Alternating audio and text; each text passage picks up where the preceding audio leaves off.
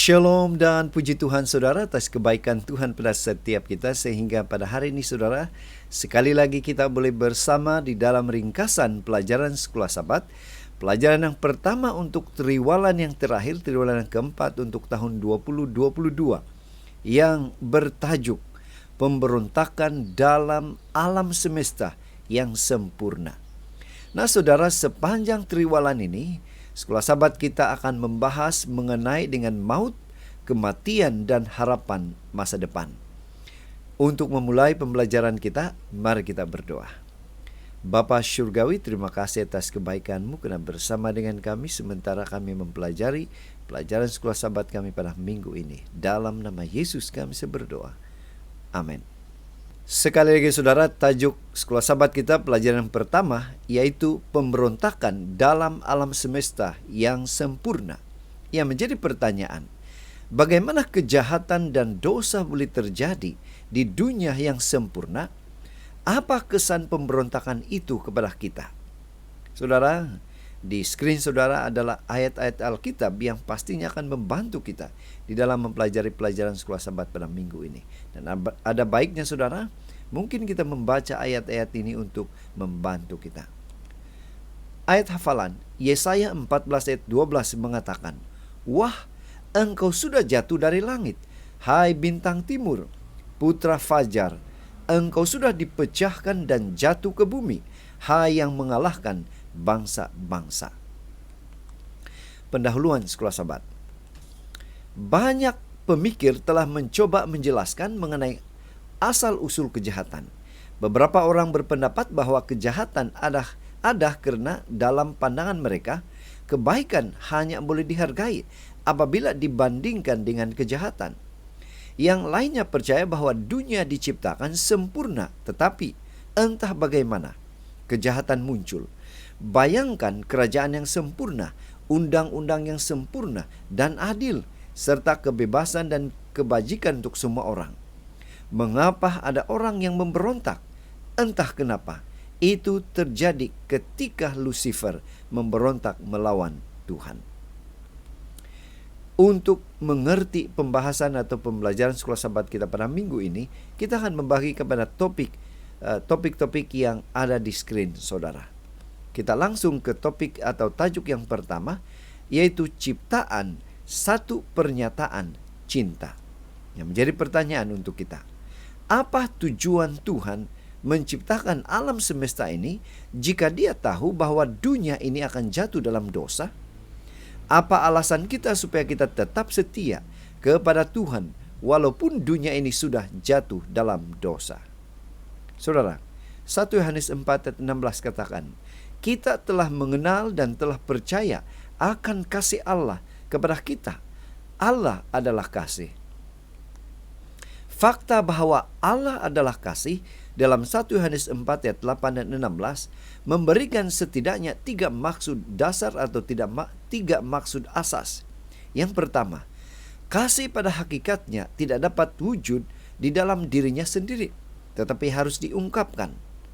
Kasih Allah dibagi secara internal atau dalaman di antara 3 pribadi ketuhanan, dan secara eksternal atau luaran dalam hubungannya dengan semua ciptaannya. Yang kedua, semua yang Tuhan lakukan adalah pernyataan kasih-Nya yang tidak bersyarat dan tidak berubah. Ini termasuk pekerjaan penciptaannya, tindakan penebusannya, dan bahkan manifestasi dari penghakiman hukumannya. Keadilan menjadi dasar taktanya dan buah kasih-Nya. Ellen G. White, Alpha and Omega, jilid 6 halaman 415. Dan yang ketiga, karena Tuhan adalah kasih dan semua yang Dia lakukan mengungkapkan kasih-Nya. Dia bukan pencetus dosa yang bertentangan langsung dengan karakter atau tabiatnya sendiri. Dia menginginkan atau Tuhan menginginkan alam semesta sebagai tempat atau saluran untuk menyatakan kasih-Nya. Dan betapa menakjubkannya, Dia menciptakan kehidupan seperti manusia. Tidak hanya mampu menanggapi kasih Tuhan, tapi juga mampu berbagi dan menyatakan cinta kasih, tidak hanya kepada Tuhan, tetapi juga kepada sesama. Semua makhluk yang Tuhan ciptakan telah diberi kemampuan untuk mengasihi dan mencurahkan kasih pada orang lain. Tajuk yang kedua, yaitu kebebasan memilih asas bagi kasih. Yang menjadi pertanyaan, bagaimana kebebasan memilih itu menjadi dasar atau asas kepada kasih? 1 Yohanes 4 ayat 11 katakan, "Saudara-saudaraku yang kekasih, jikalau Allah sedemikian mengasihi kita, maka haruslah kita juga saling mengasihi."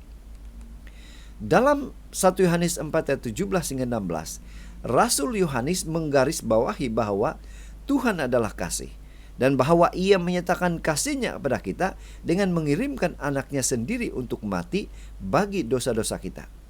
Oleh karena itu, kita harus mengungkapkan rasa syukur kita atas kasih-Nya yang tak terbatas dengan saling mengasihi. Kasih seperti itu yang berasal dari ilahi akan menjadi bukti yang paling meyakinkan bahwa Tuhan tinggal di dalam kita dan bahwa kita tinggal di dalam Dia. Seruan untuk mencerminkan kasih Tuhan pada satu sama lain masuk akal hanya jika ditunjukkan kepada makhluk yang dapat memilih untuk memupuk dan menyatakan kasih itu, atau sebaliknya menjalani kehidupan mementingkan diri sendiri. Selain kemampuan untuk mengasihi, semua makhluk dari malaikat hingga manusia telah diberikan sesuatu yang melekat pada kasih, yaitu kebebasan. Tidak ada yang dipaksa untuk mengasihi. Artinya, kehendak bebas, suatu pemberian dari Tuhan, suci, tetapi datang dengan beban berat dengan akibat yang besar. Tidak hanya untuk diri sendiri, tetapi juga untuk orang lain. Namun kebebasan ini ada risiko, yaitu apa? Seseorang mungkin memilih untuk tidak mengasihi. Kita tidak dapat mengerti mengapa itu terjadi, tetapi itu terjadi. Beginilah dosa muncul di alam semesta. Meskipun dosa bertentangan dengan sifat Tuhan, Dia mengizinkan keberadaannya dengan harga yang mahal, yaitu apa? Tuhan mengutus anaknya sebagai pendamaian bagi dosa-dosa kita. 1 Yohanes 4 ayat 10. Tajuk yang ketiga, ketidaksyukuran yang misteri. Bagaimana mungkin ciptaan yang sempurna boleh memberontak? Apa yang menyebabkan makhluk itu memberontak? Inilah misteri itu sebenarnya. Saudara, Yeskil 28 ayat 15 katakan, "Engkau tak bercelah di dalam tingkah lakumu sejak hari penciptaanmu sampai terdapat kecurangan padamu." Pada kenyataannya, Lucifer diciptakan sempurna, termasuk kemampuannya untuk memilih dengan bebas. Namun, menyalahgunakan kesempurnaan itu dengan menyalahgunakan kehendak bebasnya, dia menjadi rosak dengan menganggap dirinya lebih penting daripada dirinya yang sebenarnya. Tuhan menjelaskan kepada Yeskil bagaimana pemberontakan dimulai di hati Lucifer dengan menggunakan Raja Tirus sebagai contoh. Dan ini kita boleh baca dalam Yeskil 28 ayat 12 hingga 19. Nah saudara, di screen saudara, inilah yang menjadi menyebabkan Lucifer itu jatuh, di mana dia diciptakan sempurna dan indah pada mulanya. Kalau kita baca ayat 12 hingga 13. Kemudian dia juga ditempatkan di posisi yang tinggi, ayat 14. Dan apa yang terjadi dalam ayat 15 hingga 16? Kecurangan ditemukan dalam dirinya, sehingga ia harus diusir dari surga. Ia menjadi sia-sia karena kecantikannya dan ingin disembah sebagai pengganti Tuhan. Ayat 17 dan hingga 18. Saudara, Lucifer tidak lagi bersyukur kepada Tuhan yang telah menciptakannya. Dia pikir dia lebih penting daripada Tuhan yang sebenarnya. Dia menggunakan kehendak bebasnya untuk memberontak melawan penciptanya. Saudara, Lucifer tidak bersyukur atas pemberian Tuhan. Itu makanya sesuatu yang membuatkan dia merasa lebih penting, lebih hebat daripada Tuhan. Saudara, Ellen White menuliskan, dosa adalah hal yang misteri dan tidak dapat dijelaskan. Tidak ada alasan untuk keberadaannya. Berusaha menjelaskannya berarti berusaha memberikan alasan untuk itu. Dan itu berarti membenarkannya. Dosa muncul di alam semesta yang sempurna. sesuatu yang terbukti tidak dapat dimaafkan. Saudara, tajuk yang keempat, harga keangkuhan. Apa akibat sikap angkuh yang ditunjukkan oleh ciptaan yang sempurna itu? Yesaya 14 ayat 14 katakan, Aku hendak naik mengatasi ketinggian awan-awan, hendak menyamahkan yang maha tinggi. Saudara, dalam cerita ini atau dalam buku Yesaya 14, 12 hingga 15, memperkenalkan sebab lain mengapa Lucifer memberontak melawan Tuhan, yaitu apa? Kesombongan. Dan Yesaya menggunakan Raja Babel sebagai contoh. Dua raja Babylon, Nabukadnezar dan Belshazzar, dihukum karena apa? Kesombongan mereka. Mereka merasa lebih hebat, mereka merasa lebih kuat, dan inilah yang terjadi kepada Lucifer. Dia merasa dia lebih hebat, maka itulah kesombongan.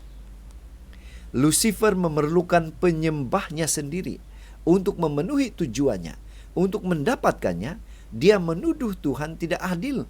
Padahal Luciferlah yang sebenarnya egois, sombong, dan pembohong. Ini adalah asal mula kejahatan yang misteri di dalam alam semesta. Tajuk yang terakhir, yang kelima, yaitu penyebaran ketidakpercayaan. Yang menjadi pertanyaan, apa kesan penyebaran ketidakpercayaan atau kesombongan angkuh egois itu dari sorga ke bumi? Wahyu 12 ayat 12. Karena itu bersukacitalah, hai sorga dan hai kamu sekalian yang diam di dalamnya. Celakalah kamu, hai bumi dan laut. Karena iblis telah turun kepadamu dalam geramnya yang dahsyat. Karena ia tahu bahwa waktunya sudah singkat. Haruskah kita peduli dengan apa yang terjadi di surga ribuan tahun yang lalu? Jawabannya pasti. Tentu saja kita harus peduli dan kita memperhatikan. Dan kitab Wahyu menjelaskan bahwa syaitan, pemberontak Lucifer, dilambangkan dengan seekor apa? Naga, yaitu menyeret sepertiga dari bintang-bintang di langit dan melemparkannya ke atas bumi. Wahyu 12 ayat 4. Pertentangan di surga menyebar ke seluruh bumi. Setan berulang kali menyerang umat Tuhan, dilambangkan dengan wanita dalam Wahyu 12 ayat 1. Dan untuk menghindar kedatangan malaikat utama, yaitu Mikael, Yesus, ke bumi. Wahyu 12 ayat 2 dan 4. Inilah tujuan Lucifer atau naga atau setan itu, menyerang umat Tuhan yang setia. Namun saudara, Yesus mendapat kemenangan. Setan dikalahkan oleh kematian dan kebangkitannya. Dalam Wahyu 12 ayat 5, Wahyu 7 ayat 11. Kemudian, apakah sudah selesai pertentangan besar ini? Perang belum selesai. Itu makanya dalam Wahyu 12 ayat 12 hingga 13 dan ayat 17 menyatakan kepada kita bahwa pertentangan itu terus berlangsung, di mana setan menyerang umat-umat Tuhan yang setia. Pena Inspirasi menjelaskan, Allah dalam kemurahannya yang besar bersabar terhadap Lucifer. Ia tidak segera diturunkan dari kedudukannya yang tinggi itu pada waktu pertama sekali ia menunjukkan roh ketidakpuasan, atau bahkan pada waktu ia mulai menyatakan tuntutannya di hadapan malaikat-malaikat yang setia. Lama ia dipertahankan tetap di sorga. Berkali-kali ia diampuni dengan syarat pertobatan dan penyerahan serta tunduk kepada Allah. Pena Inspirasi juga menambahkan, sejak mula pertama Allah dan Kristus sudah mengetahui kemurtadan setan dan kejatuhan manusia oleh kuasa tipu daya pun pendurhaka itu. Allah tidak merencanakan supaya dosa ada, akan tetapi melihatnya lebih dahulu, jauh sebelum dosa itu lahir, lalu mengadakan persiapan guna menghadapi peristiwa yang mengerikan itu. Sungguh besar kasih-Nya bagi dunia ini, sehingga dijanjikannya memberikan anaknya yang tunggal, supaya setiap orang yang percaya kepadanya tidak binasa, melainkan beroleh hidup yang kekal. Desire of Ages chapter 1 page atau muka surat 22. Saudara, Dari pelajaran sekolah sahabat kita pada minggu ini, kita boleh menyimpulkan, apakah satu-satunya harapan kita untuk mengalahkan musuh kita dalam pertempuran ini?